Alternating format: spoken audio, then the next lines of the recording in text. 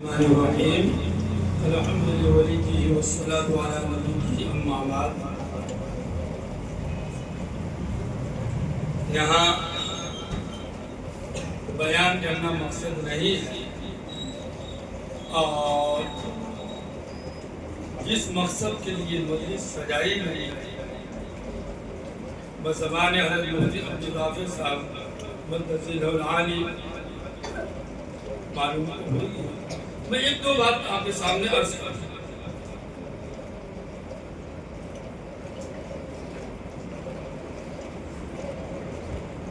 بخاری کے اندر یہ حدیث ہے، ہم تو بخاری کے استاد تو نہیں ہیں، ہم تو گھومنے والے آدمی ہیں، کہتے ہیں کہ بخاری کے اساتذہ کرام میں لکھے ہوئے ہیں۔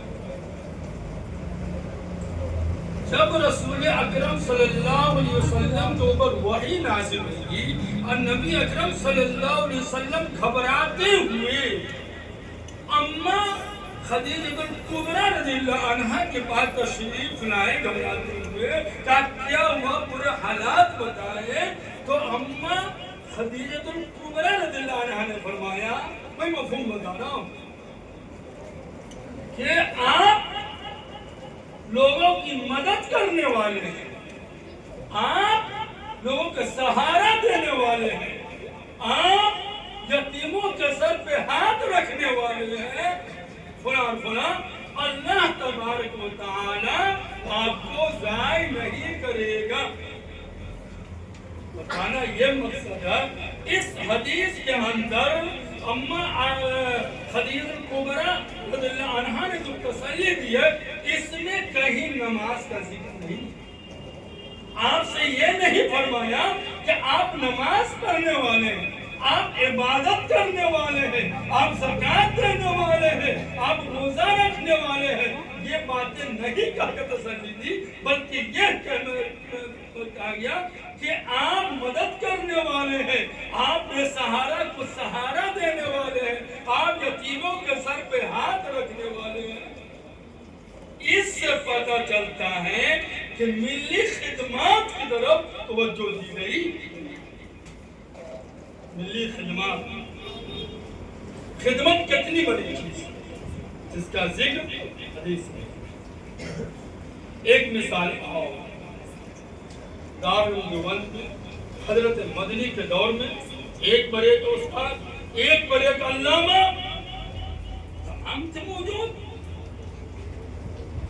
لیکن جو مقبولیت اور جو مقام شیخ الاسلام سید حسین احمد مدنی رحمۃ اللہ علیہ کو دیا اس دور کے اندر، اس لیے کہ محدث تھے، عالم تھے، لیکن ان سے بڑے بھی عالم موجود تھے، لیکن مقام ان کو جو شیخ الاسلام کا اس لیے ملا کہ وہ ملی خدمات میں تھے، وہ خدمت کی وجہ سے ملا۔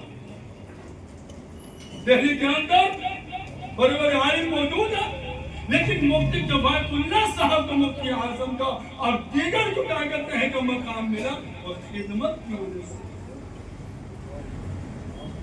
آج یہ ام المدارس دارالعلوم دیوبند کا جو رابطہ مدارس احمدیہ صوبہ دہلی کی جو ذمہ داری دی گئی، نمونہ اسلاف حضرت قاری عبدالغفار صاحب مقدس اللہ العالی، جو ہم سبھی کے سرپرست ہیں، ہم سبھی کے رہبر ہیں، ہم سبھی کے رہنما ہیں۔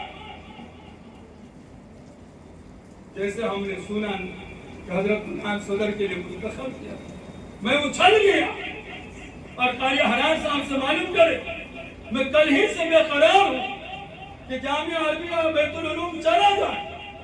سب سے پہلے اتحاد علماء کی طرف سے استقبالیہ پیش کیا۔ الحمدللہ ہماری درخواست کو ان اکابر نے، ان بزرگان دین نے قبول کی اور آپ کے سامنے تشریف لائے۔ یہ اصل استقبالیہ ہے۔ اللہ تبارک و تعالی حضرت قاری صاحب کا سایہ ہم سبھی کے اوپر قادر قائم اور دائم رکھے اور ہم سبھی کے خدمات کو قبول فرمائے۔ وما علینا